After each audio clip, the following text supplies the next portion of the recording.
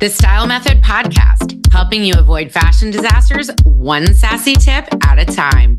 Celebrity and high-end personal stylist Amy Salinger dives into style wins, fashion fails, and closet confessions with women of all shapes, budgets, and lifestyles.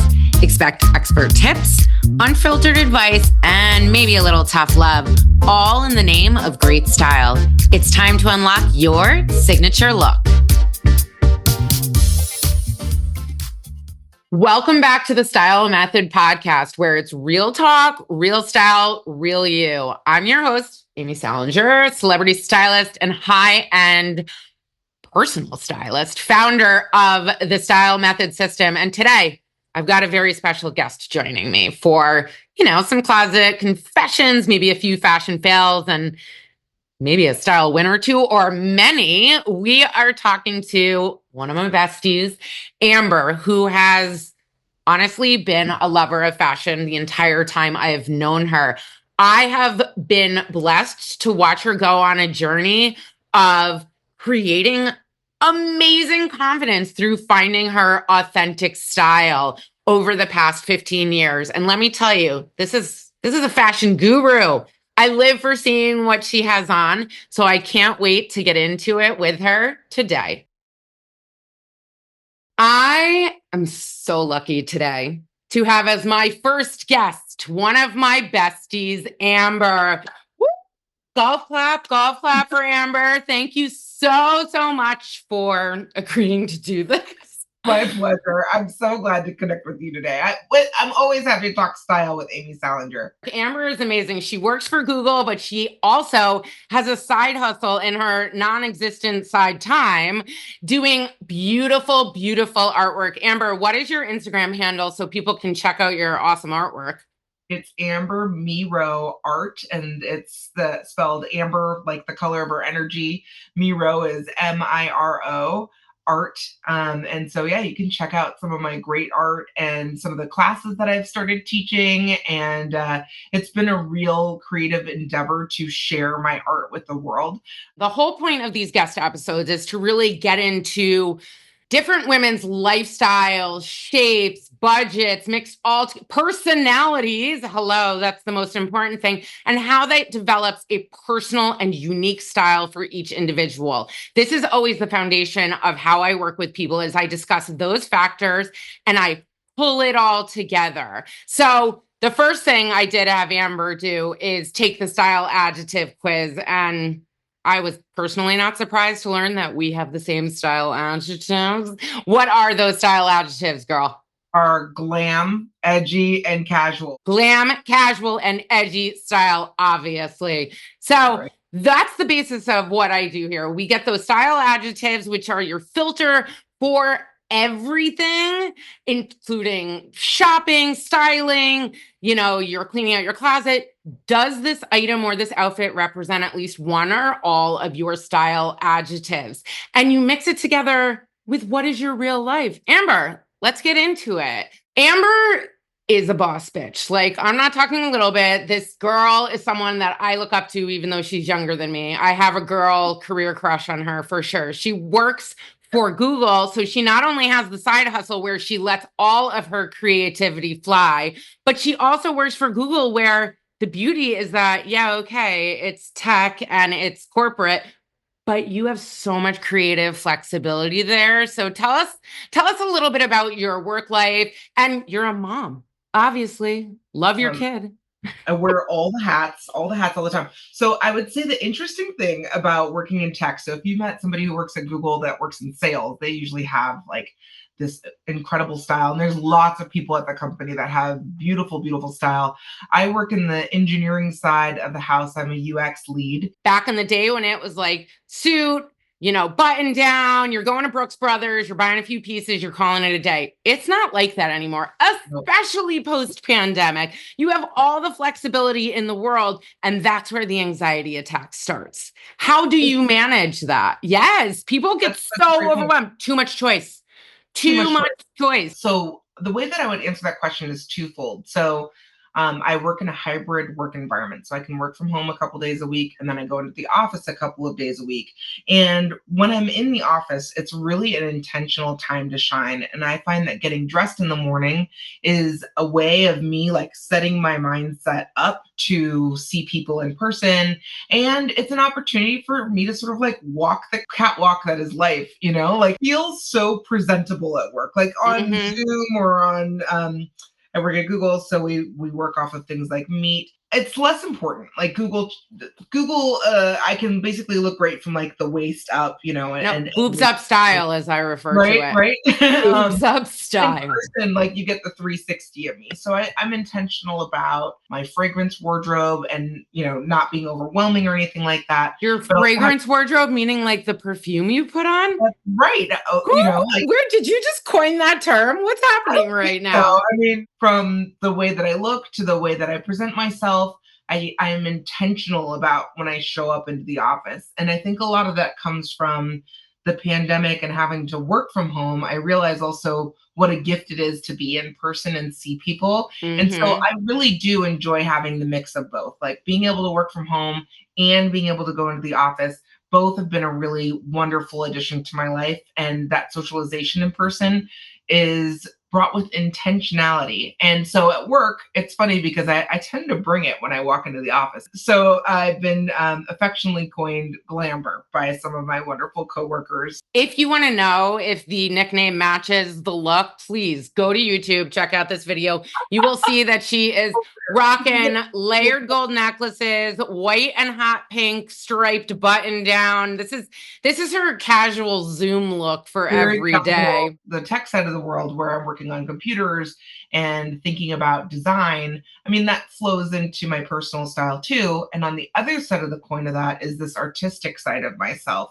So also thinking about, what do I want to develop as I'm starting this small business of myself and starting to show more of my creative side to the world? There's an entire intentional brand that has to go along with that, which means that as an artist, I wear bright pink because that's something that I tend to paint with a lot, or think about florals and those types of things. So thinking about how to intentionally bring that into my personal brand is part of my personal style. The reality is personal branding is like a huge topic right now. Like there's so much about this on social media, and there's a reason why. Like we can pretend we live in a world where it doesn't matter how you look, but that's bullshit. Okay. It matters how you look. It matters how you present yourself. And the whole point of what I do and what I love about you is that you use this word intentional. But the other word I would use with you is authentic. Because when you can authentically show up as yourself through your style, that's when the true confidence comes out. And when you literally are able to put on your suit of armor, which is otherwise known as your outfit on a Tuesday, you walk in differently with that model walk, catwalk. Hello, your life is a catwalk. Your shoulders back, your hands are on your hips. Your whole energy shifts. And that's what I want to bring to your life, not just if you work at Google, not just if you own your own business. I don't care what you do every day, because getting dressed is for you. Yes, the rest of the world will notice and they care what you look like, and they will have a different experience or reaction to you depending on what you look like. So that's what they say. The first 7 seconds that someone meets you, they already have an idea of who you are. Make it a good one. Here's an important question for you. You're hybrid. Are you dressing up on the days that you're boobs up style for Zoom? Are you dressing for yourself? Are you dressing for other people? Where does it all start for you? I always think about my style, whether I'm working from home or in person. But home, I've got dogs. I'm walking them in the middle of the day. Maybe I'm throwing a load of laundry in between meetings, and I still want to make sure that I'm showing up on camera in a way that's presentable. But, maybe my hair is up in a bun, those types of things. I think maybe less makeup, those types of things.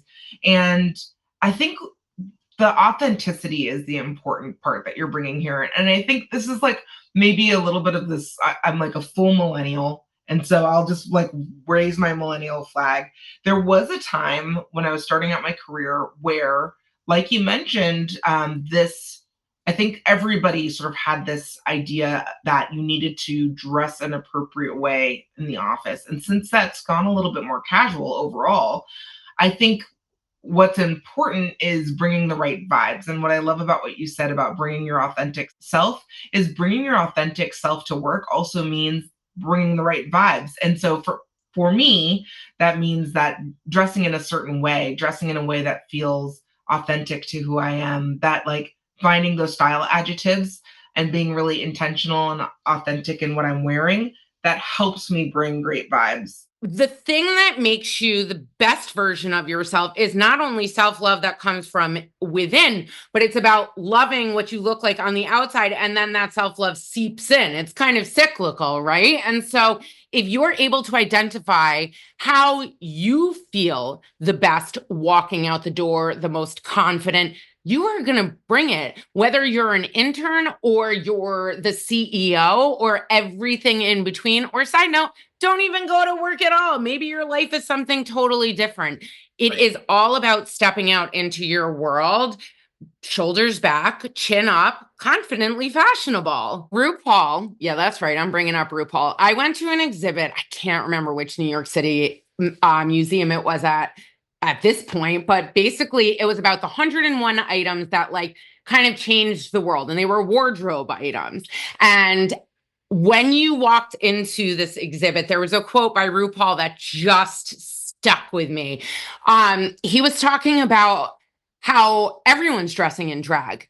Firemen are dressing in drag. Policemen are dressing in drag. The CEO is dressing in drag. And what does he mean? He means it's the costume for your day. Who are you playing that day? What role do you want to play? Who do you want to put out there to the world? Suit of armor. I use that term a lot because that's what you're putting on when you're, like you're saying, say you're going to a brunch with prospective clients that are going to be buying your artwork. What do you want to present? Who do you want to be? How do you want to showcase that? And your outfit is the first thing people see. So it matters. When you first started work, like what did you think was appropriate and or right? Like I will tell you guys, and we're going to flash this on the screen right now. I asked Amber to send me a fashion fail and a fashion win. Both of them are work looks, but I would say they're like 15 years apart. That's very generous of you. I think the fail was more recent than that. It was like definitely pre-pandemic, probably in like the 2000 teens, you know. Oh my God. Well, you come a long way in a short time because you are always giving it, if you will. I was trying to be very trendy. And so I think it's like a chambray shirt, and I was wearing it underneath a dress with like knee-high riding boots when that was like a thing. And the reason why I chose it as a fashion fail, because probably at the time it was probably on trend, but that's why it felt like a fail to me. What I'm seeing in not only the picture, but in my body language in the photo is it didn't feel authentic to me, right? Like I feel like, I'm putting on a suit of armor, but it's not my armor. And so I felt like that was it was the wrong drag, girl. Yeah, the wrong drag. Exactly. And so I definitely felt like that was a good example of a fashion fail because I was trying to be so on trend at the time. And I live in the Northeast. And I was probably she's a Boston girl, everybody. Shout out to the Boston. I was in my peak riding boot girl moment. So I want to give a bit more of a clear picture to those that are listening and not watching this on YouTube, that the fashion fail that you sent me was actually a striped button down underneath a sheath dress, which is a very fitted, very corporate style dress. But the dress itself was like a floral. So now we're mixing patterns, which doesn't, again, you're like, I see you in that, in the like fun, that was you trying to channel glam with the brown riding boots. So we've got a little bit of the funky prep going on. The interesting part is you have on a striped button down right now. This is so much more you. Thicker stripe, hot pink and white, and most importantly, the glam. You've layered on the necklaces. Right. This is you taking a fail and figuring out what it is as a win for you. Once you defined your style adjectives and really started to like come into your own, you were able to like figure out that transition. I think that's a really great capture and a nice juxtaposition that I didn't even realize when I saw it today. So like, yeah, that's a great call out. Just the way that the pieces were put together felt so inauthentic. Right.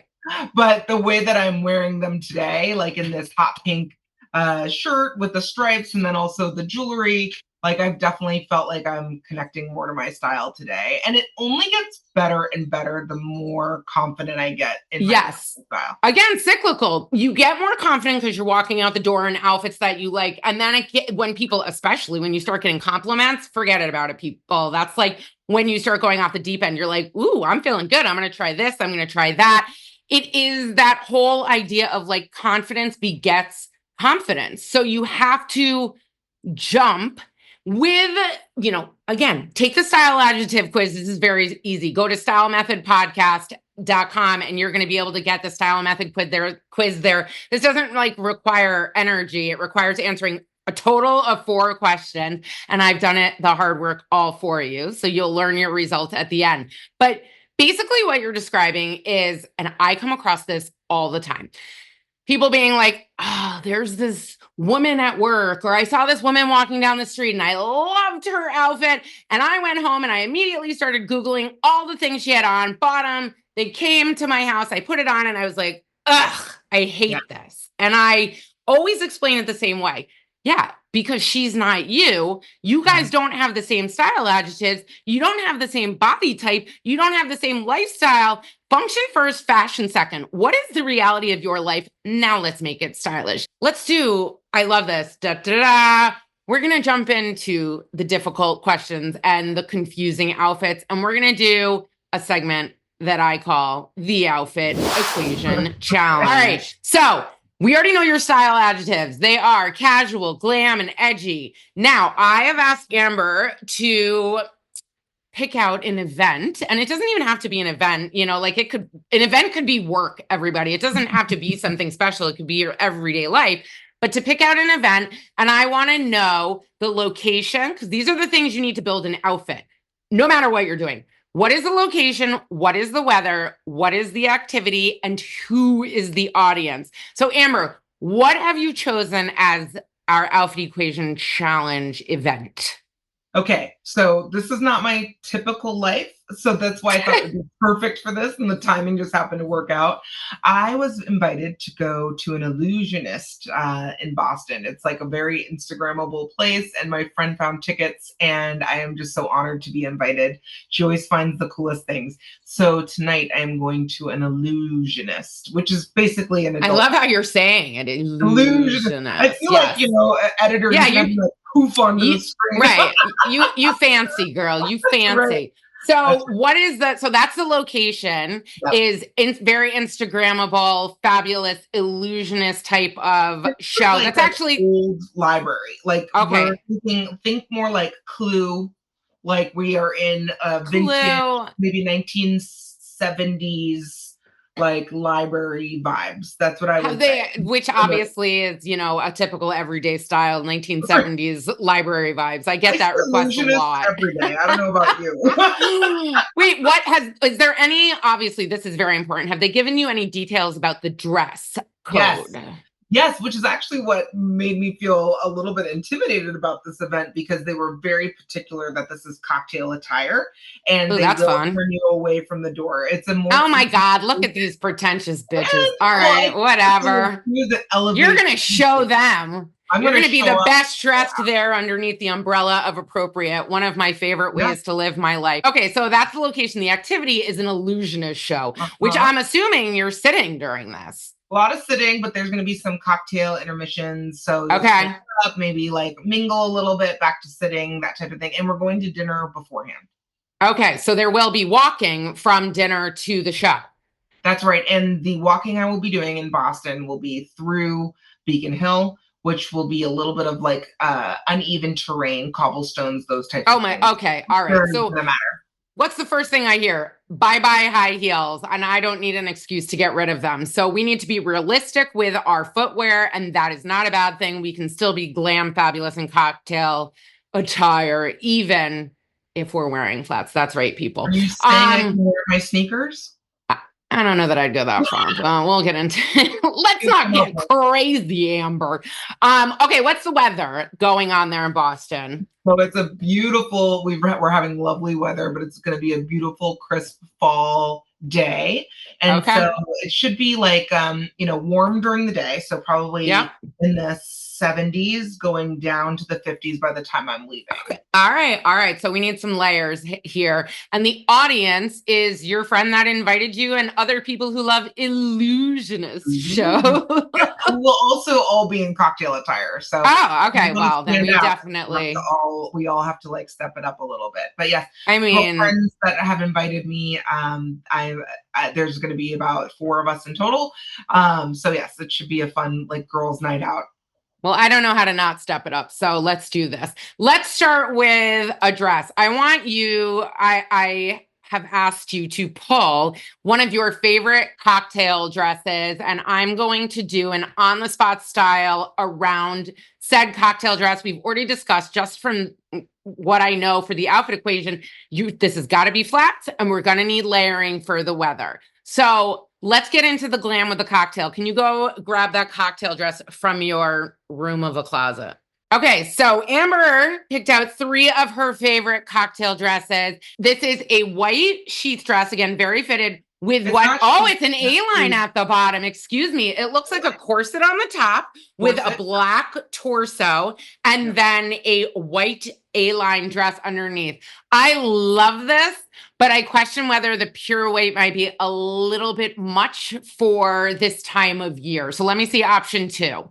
This one also, for the record, I pulled this because it gave me that casual with the white, and then I thought the corset was a little bit edgy. So I was trying to use my Style Adjectives when I bought it. I was like, I love that.